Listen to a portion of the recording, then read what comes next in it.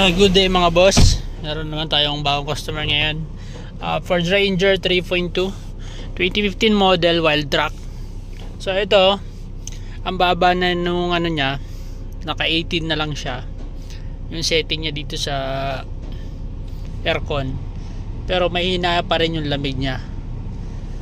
Parang kulang sa Freon, parang ganun. Tapos pag tanghali na daw, so sobrang init na, hindi niya nakaya, sobrang init, hindi niya mapalamig sa loob. So titingnan natin to kasi nilagyan ko na to ng manifold gauge para matingnan nyo kung kulang talaga sa Freon or kaya may iba pang problema. So yung mileage kasi nito mga boss is 55,055 kilometers. So tingnan natin sa labas, may ina talaga, may ina yung labig niya. Gamitin natin ang thermometer. Yan, naka 18 siya. Ayan natin dito.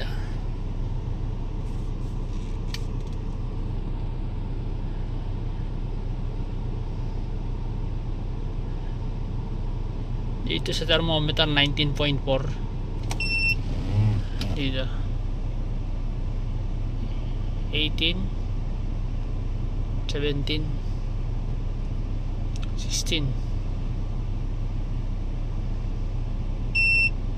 16 lang, nakamalamig.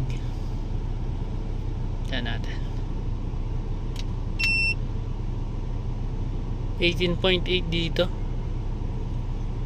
16, dito 18.8,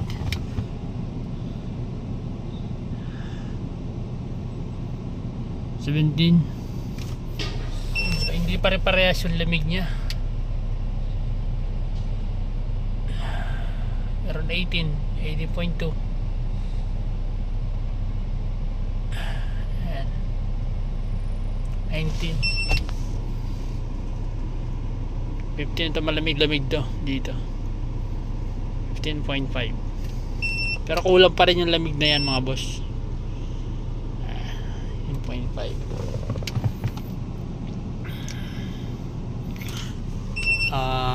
Yun. Kaya natin yung mahina talaga, oh. Mahina yung blower. So tingnan natin yung dun sa labas, yung reading ng manifold gauge. Hindi pa yan masyadong mainit, oh. Makulimlim pa.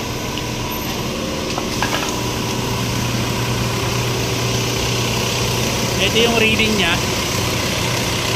Yung low side nya normal, yung high side nya 300. So mataas yan, mataas yung high side 300. Tapos yung hangin ng clutch pan, wala, oh, mahina. May hangin siya pero ang hina.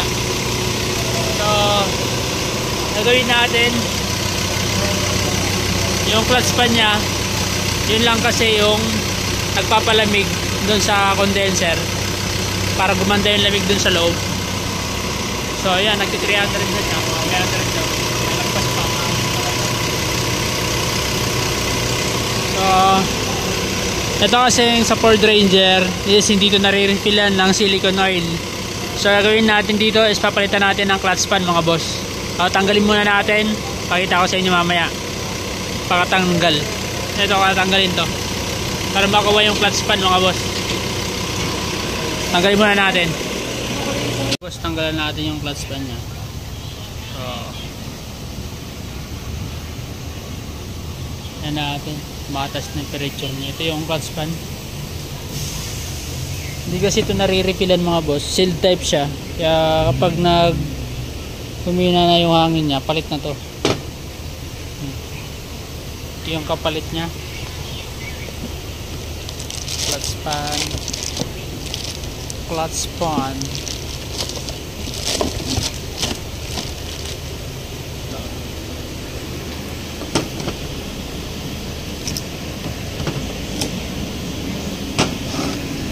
Yan yung clutch pan. Ay, maliit. Ano naman sigurong kaso yung liit nito. Importante ito, masakto. Ito replacement lang naman to. Tingnan natin dito kung kasya.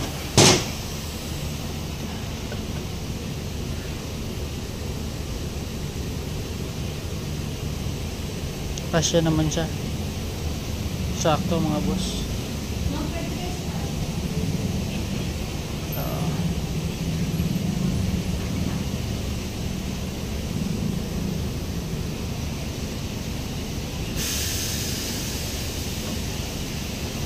Pakita na natin.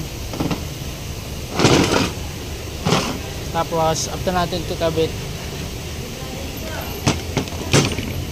So kabit mo na nga ito 13. May gagawin ka ba? Bibili kang ulam? Kabit mo nga.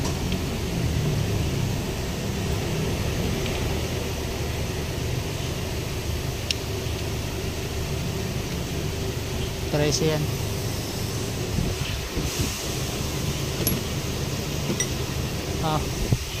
Yan yung 13 sa impact yun. Ayan.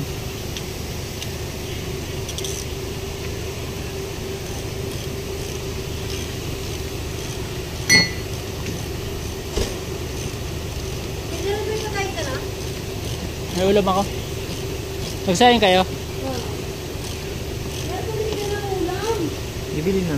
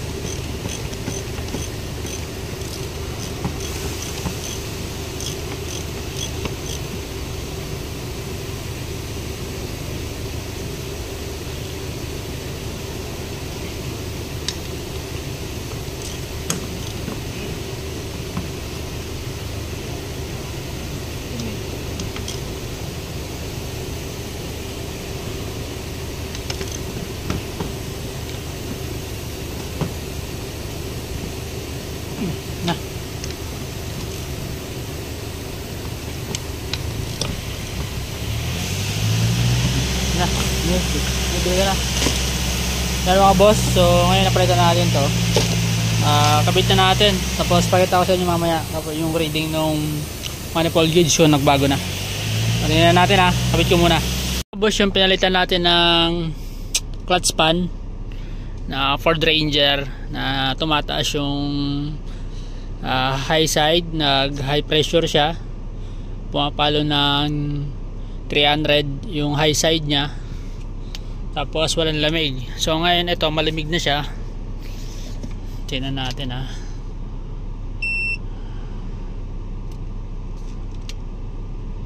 Alam nyo ano niya. Kasi kanina 16 pinakamababa niya eh.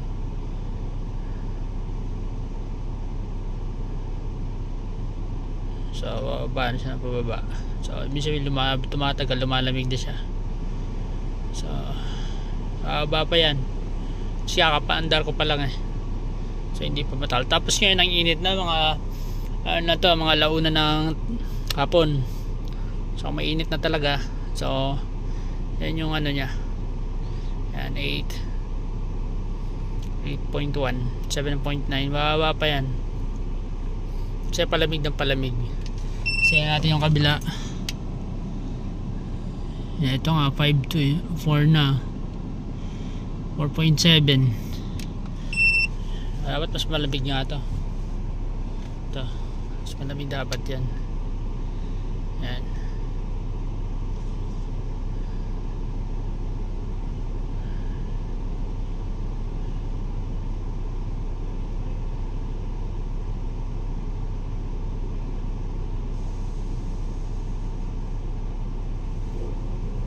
Sobrang lamig na. Kanina hindi ito gumagalaw sa 16. 18 to 16 lang siya. Ngayon bumaba na bumaba. Kasi kakapandar ka pa, lalamig na lalamig to. Nag-low na nga itong kabila. Yan. Low na siya. So sobrang lamig na. So yung naging problema lang is yung clutch span niya. pre-wheeling na siya. Original pa kasi yung nakakabit dito simula 2014, kasi 2014 yung Ford Ranger.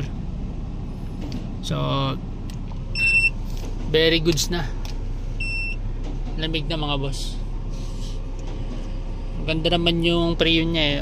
Wala naman leak, hindi naman nagbawas, kaya sobrang lamig na. Hello na nga oh. Kabila, low na din siya, nag low na, sabi malamig na talaga. Yan, low na rin, low na rin dito, yan natin. Yan, low na rin siya sa kabilang side.